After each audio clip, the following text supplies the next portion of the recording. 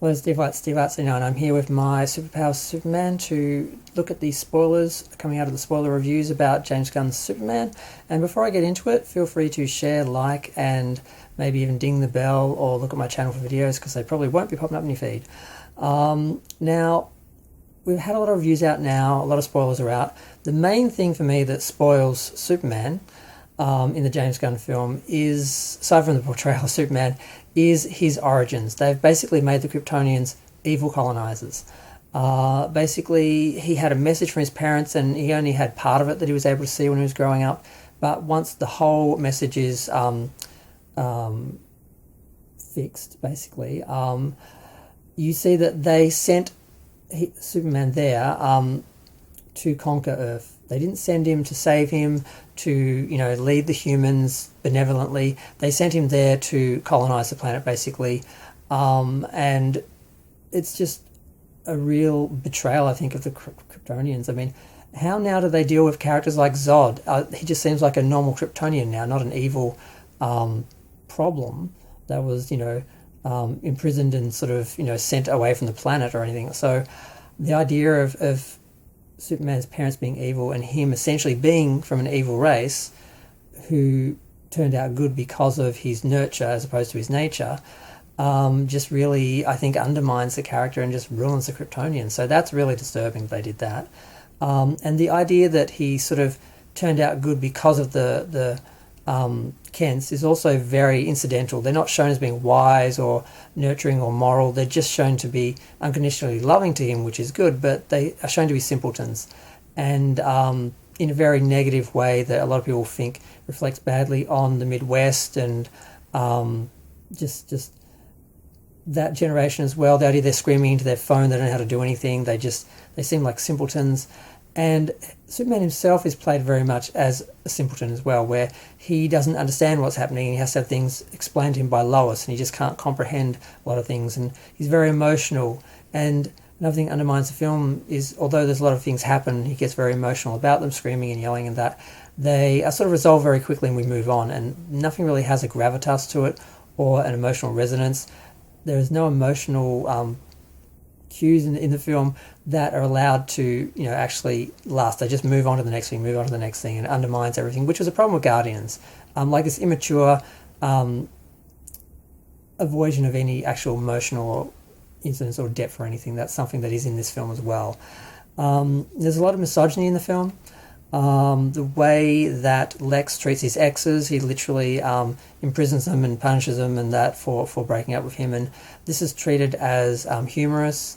The fact that Jimmy Olsen is a misogynist and is horrible to women and uses them, and the way he talks about and treats Miss Tessmacher is really horrible, and none of it is condemned. It's all played for laughs and very normalised, and it's a very disturbing misogynist thing. But then if you knew much about James Gunn, he has a lot of disturbing ideas which got him fired from Disney the first time, and these weren't things he scripted for shock value. These are all things he thought and felt, and they're all things that sort of seem to be underlining and undermining this film on some subliminal level. Although it does help Miss Tessmacher, who I never realised her first name was Eve. I got confused. I thought they were talking about two characters for a minute. She's actually able to help take Lex down by Lex underestimating her because of his misogyny, and she's always taking selfies and she's actually using that to capture evidence, and he's paying such little attention to her because there's such a low opinion of her. He actually misses a lot of the things she does to help undermine him and take him down.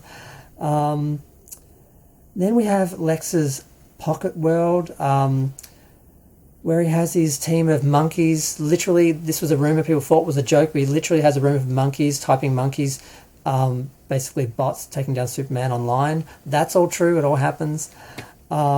He's also able to take people off planet, like a concentration camp, like America does with immigrants and people they don't want to deal with. So to get around law, they take them out of their jurisdiction, which is something that America shouldn't do, something that James Gunn is criticising in this film.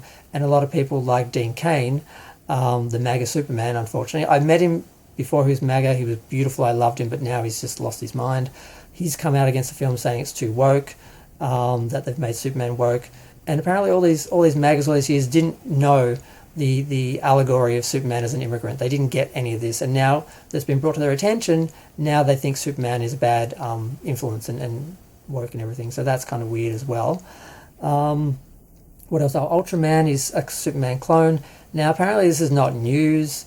I didn't know Ultraman was a Superman clone because I'm not heavily into the comics. I sort of read them and saw the movies and the cartoons when I was a kid, but I didn't really get into the comics seriously. And even though I do have a guide to Superman, I still haven't read it. What else? Oh, the Daily Planet. A little bit of credit. They actually do work things out. They're not totally clueless. And some people suspect that they might even know that Clark is Superman. But they're just, being nice about it. But I don't think so. But they might work it out. So they might get a bit more credit than people were thinking they were going to get. The Justice Gang, they're underused. There's a lot of characters brought into the film, and they don't really get a lot of screen time. So they just take up a lot of screen time without really getting a lot of scenes. A lot of important scenes. So Hawkgirl is underused. Mr. Terrific, he comes off fairly well apparently, but they undermine his big sort of fight scene with a James Gunn, Guardians of the Galaxy music number. And what else? That's about it.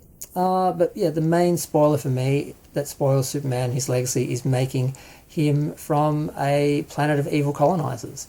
God, how did he, and making Jimmy Olsen this gross misogynist, making Mr. Tessmacher kind of weak and chasing after him and not really having much of a backbone is also sort of undermining to her. Yeah, so those are things I want to comment on. It seems as though the films are going to do well because the fan reviews are kind of mixed, and the general reviews are fairly positive because most people who don't know DC and Superman don't know the difference. And he's ultimately created a kind of fun, separate sort of superhero universe that's very fantasy, and a lot of kids are going to enjoy that. There's going to be a lot of repeat, viewings from kids and their parents, so a lot of kiddie money's going into it. So the film is a bit kiddie, and he's played it that way, and it may appeal to families, and that may save it at the box office because it's not going to be saved by fans and adults. So, and if it does well enough, maybe the Gods and Monsters, DC version he's trying to create will actually move forward. I'm hoping it fails and they go back to the drawing board and we get an actual Superman film, because making these characters real in a real world is what the cinema universes are supposed to be. Making them into a joke, making them a fantasy comic universe that you go into and don't take seriously and leave behind, I don't think really works for superheroes in general and DC specifically. So his approach, the whole thing, I think is wrong, and I'm hoping it fails. But it's looking like the box office is going to be decent, and then they won't profit from this film. That's cost way too much money. 360 million is the budget plus 200 million advertising, so it's got to make over $1 billion just to break even. And then start making money after like $1 billion, 200 or something like that. So it's not going to make money, but it's supposedly here to launch a new universe. And if it does that critically, if enough people see it and like it, then maybe that will go forward. But we'll see. I'm going to go. Feel free to share, like, comment, subscribe. Let me know what you think of James Gunn's, plans, his universe, and the spoilers that are coming out already.